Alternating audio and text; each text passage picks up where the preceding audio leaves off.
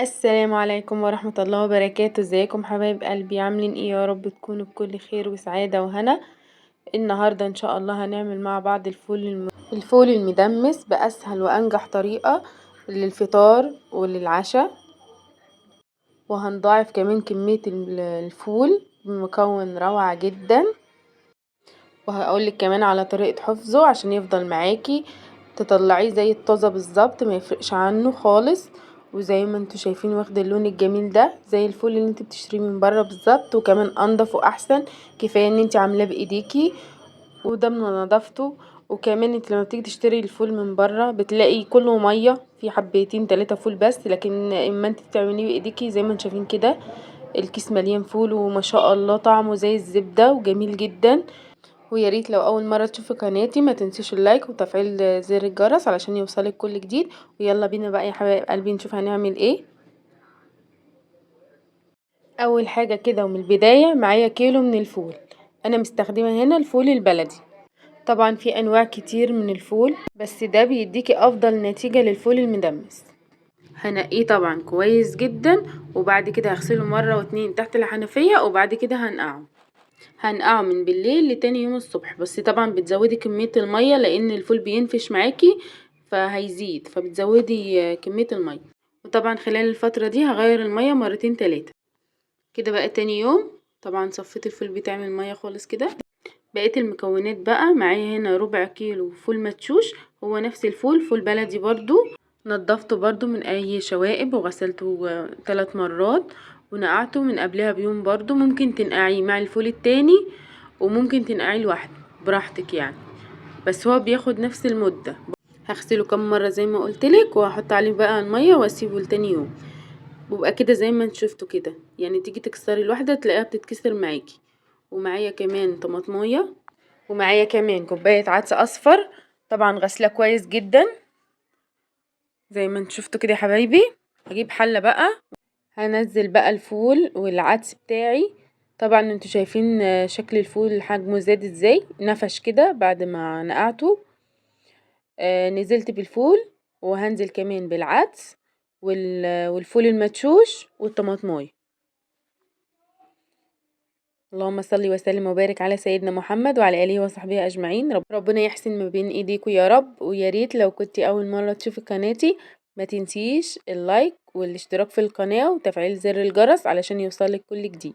كده حبايبي زي ما قلت لكم نزلت بالفول، ونزلت بالفول المدشوش والعدس طبعا منقياه وغسلاه كويس جدا ومصفياه. طبعا في طرق كتير لعمل الفول، بس الطريقة دي يعني سهلة جدا وبتخلي الفول طلع بجد طعمه حلو خالص. نزلت بالطماطمايه، وهنزل بقى عليه بمية مغلية، يعني اهم حاجة تكون المية مغلية ما تكونش باردة. كده حبايبي هنغطي بقى زي ما انتم شايفين كده الفول المية زايدة خالص كده زي ما انتم شايفين، علشان مش كل شوية نفتح على الفول. يعني احنا بنحط مقدار المية اللي احنا عايزينه علشان مش كل شوية نفتح ونزود مية نفتح ونزود مية، لا، هنهدي بقى النار خالص زي الشمعة كده، ونغطي عليه ونسيبه بقى يستوي براحته خالص.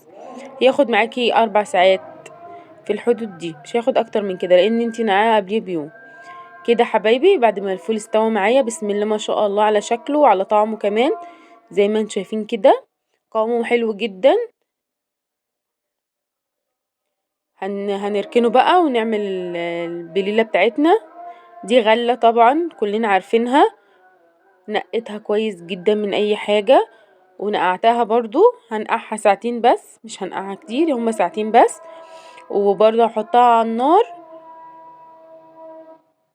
اسيبها يا دوب غلوتين بس، هما غلوتين اللي هتغليهم، وبعد كده هغطي عليها واسيبها واطفي النار. يعني غلوتين وهطفي النار واروح جايه بقى مغطيه عليها، هتلاقيها استوت معاكي خالص.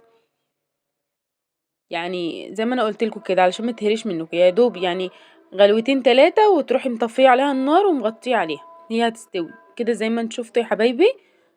طبعا انا عملت زي ما انا قلت لكم، طفيت عليها النار واستوت زي ما انتوا شفتوا كده. بس الحقيقه انا كنت مزوده الميه شويه، المفروض كانت الميه تبقى اقل من كده، بس انا بحب الفول ميته كتير. يعني لو بتحبي الفول ما تبقاش فيه ميه كتير بتقللي الميه شويه بتاعه البليله. حطيته كده على الفول زي ما انتم شايفين، حطيت البليله على الفول، بجد كان جميل جدا. ممكن بقى لو انت مش حابه تضيفي البليل على الفول، ممكن تعبي البليله في اكياس لوحدها والفول لوحده. ما تيجي تعملي الفول بتروحي منزله عليه يعني منزله في طبق كده البليل على الفول وتقلبيهم في بعض. دي لو مش حابه تضيفيهم مع بعض يعني. كده بعد ما كيسته كده في الكياس زي ما انتم شايفين، كيست الفول كده.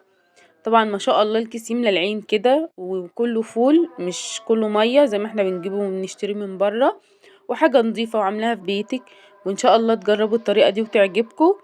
وكمان كنت عايزه اقول لكم لو مش حابين يعني لو حابين تزودوا، في ناس بتحط معلقتين دقيق ومعلقه صلصه علشان اللون يبقى يعني محمر كده شويه. بتحطي معلقتين دقيق ومعلقتين صلصه وبتقلبيهم كويس جدا وبتنزليهم على الفول بتاعك، بيديله اللون الاحمر الحلو ده. لو مش حابه يعني لو حابه تزودي اللون يعني. وكده يا حبايبي طبق الفول بتاعي بجد جميل جدا وطعمه جميل، وان شاء الله تجربوه ويعجبكم. والسلام عليكم ورحمه الله وبركاته.